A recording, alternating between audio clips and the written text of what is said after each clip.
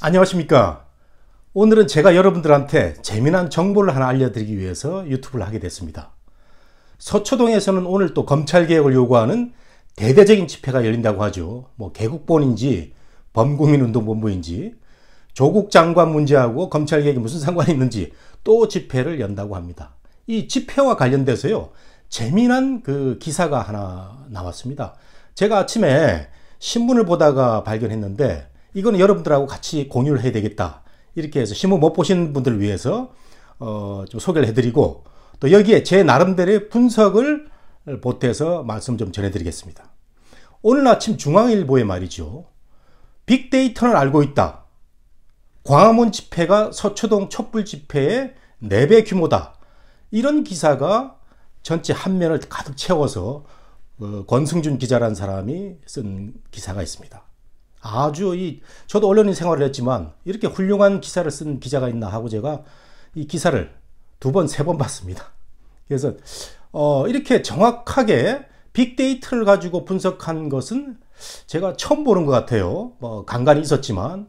그래서 중앙일보가 이렇게 좋은 기사를 일면에 왜 안 내고 중간에 간지로 이렇게 냈는지는 좀 아쉬운 점이 있는데, 어쨌든 우리가 숫자로 어떤 진실을 이기고 이런 건 사실 유치한 얘기인데, 하도 검찰개혁을 요구하는 집단들이 28일부터 많이 몰려들 나와가지고 대등한 어떤 관계, 대등한 수준으로 양비론을 만들고 있지 않습니까? 이거 정말 잘못된 거거든요. 그래서 조국 장관을 파면해야 되고 문재인 정권을 규탄하는 사람들이 국민 대다수라는 걸 보여주는 게 이 기사거든요. 이게 상식 아니겠습니까? 그러니까 이걸 소개를 좀 해드리면, 중앙일보는 서울시의 생활인구 통계에 주안점을 뒀습니다. 그러니까 서울시가 특정 시간대에 사람들이 얼마나 많이 몰리는가를 생활인구라는 표현을 써가지고 조사를 하는 게 있는데, 이건 매년 한다고 그래요.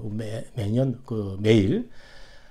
이것은 이제 KT 기지국의 휴대폰 전화가 도달하는 통계를 잡아가지고, 또 KT만 있는 게 아니니까 SKT, LGU 플러스, 시장 점유율 다 변수를 감안해가지고 통계를 해가지고 특정 시간대, 특정 장소에 사람이 얼마나 몰리나, 이거를 서울시가 통계를 잡고 있는 거죠. 그래서 이거는 사람이 얼마나 모이는가를 분석하는데 정말 빅데이터, 과학이라는 걸 말씀드리고 있죠. 이것을 이제 중앙일보 기자가 착안을 해서 기사를 썼더라고요. 그래서 결론은 이겁니다. 9월 28일 날 대대적으로 검찰개혁을 요구하는 사람들이 갑자기 몰려나왔을 때 사람들이 많이 놀랬죠. 왜 이렇게 많이 몰려나왔나. 물론 10월 5일도 계속 다음 주 이어졌지만, 이때 집회의 규모에 많은 사람들이 놀라긴 했지만 수백만 이런 건 거짓말이라고 다들 생각하지 않았습니까? 이게 잘 드러났어요. 9월 28일 날 스마트폰 빅데이터로 조사를 해보니까 시간대, 저녁에 7시, 8시간대 조사를 해보니까 10만 6천 명이 왔다고 이제 추정이 되어 있습니다.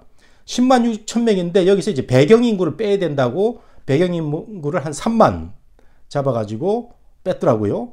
그래서 한 7만 6천 이렇게 되는데, 배경인구 사실 더 빼도 됩니다. 여기 간 사람들이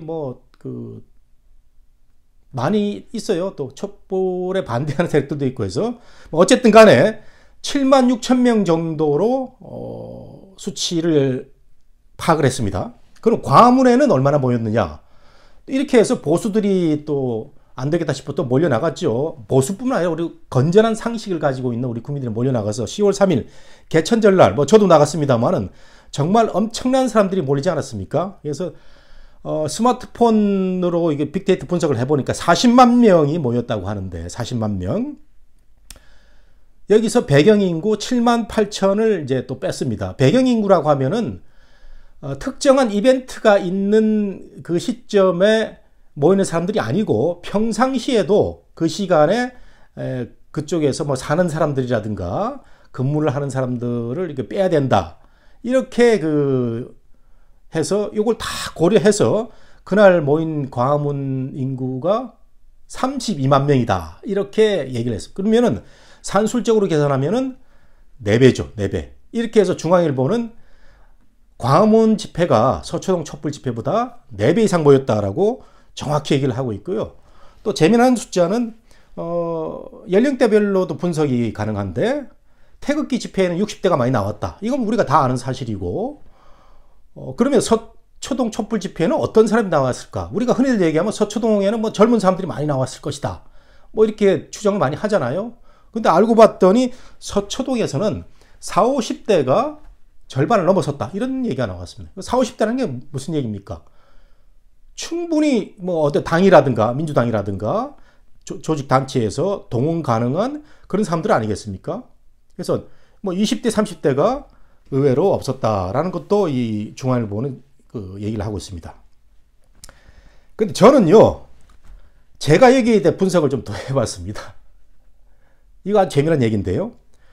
이 빅데이터로 분석한 것은 특정 시간대만 분석을 해가지고 최고 시점, 최대 시점을 분석을 해가지고 비교를 한 건데 10월 3일 날 그 광화문 개천절 집회는 하루 종일 열렸습니다. 각 단체가 주최해가지고 주최한 시간도 다르고 그래서 거의 11시부터 뭐 자정까지 하루 종일 열렸기 때문에 저는 여기 40만 명에다가 뭐 또 정확히 32만 명에다가 곱하기 1.5 내지 2는 해야 된다고 생각하면은 한 7, 80명은 뭐 된다. 그러니까 100만 정도 된다고 보는 거죠. 이렇게 계산을 제가 보기에는 할 수 있다 이렇게 생각이 되고 광화문에는 배경 인구도 별로 없습니다. 거기는 전부 오피스 가기 때문에 평소에는 사람들이 주중에는 있다가 주말에는 거의 빠지는 거죠. 근데 태극기 집회 부대가 간간히 있어 왔지만 그 사람들은 포함시켜야 되니까 뺄 필요도 없는 겁니다. 그렇게 생각하면은 광화문 집회의 그 빅데이터는 곱하기 1을 해도 충분히 논리적 설득력이 있다 해서 저는 80만, 많게는 이제 100만까지 가능하다 이렇게 보는 거고요. 서초동 집회 인구는 7만 명이 계산이 됐는데 이제 그 배경 인구를 빼다 보니까 7만 명이 계산이 됐는데 사실은 서초동에는 태극기 부대가 또 많이 몰려나갔지 않습니까? 우리 잘 아는 공화당, 뭐 항상 씩씩하게 하는 공화당도 있고 자유연대가 여기서 계속 또 해왔기 때문에 이걸 생각하면 저는 5만 명 정도 봅니다. 5만 명. 그러면 5만 명과 100만 명, 또 적게는 5만 명과 80만 명을 계산을 하면은 뭐 거의 15배, 20배 가까운 인원 차이가 나는 거죠. 그러면 진보 진영에서 이런 얘기를 할 수 있을 겁니다. 10월 5일 날은 많이 나왔지 않느냐? 10월 5일 날.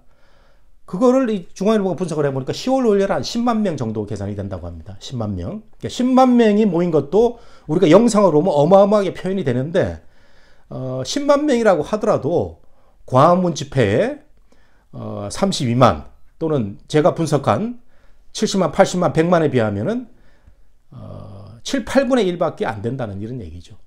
이런 그 통계는 무엇을 얘기합니까? 스마트폰을 알고 있는 거죠. 그날의 진실을. 이런 통계는 조국 장관 가족의 비리와 불법을 국민들이 상식으로 용납하지 않는다는 것을 보여주고 있는 겁니다. 그래서 숫자는 과학이고요. 통계는 사이언스입니다. 이것을 왜곡해서 진보 좌파 진영, 검찰개혁을 요구하는 개국본 세력들 이런 것을 함부로 그 수치를 조작한다든가 부풀린다든가 한 일은 있어서는 안 되겠죠. 그리고 여론조사에서도 벌써 그 조국 장관 문제에 대해서는 나쁘다는 쪽이 압도적으로 많기 때문에 문재인 정권은 이런 과학적 데이터베이스를 잘 삼아서 지금이라도 늦지 않았습니다. 그 좋은 방향으로 사태를 해결해 주기를 바랍니다. 네, 오늘은 제가 재미난 정보를 하나 소개해 드렸습니다.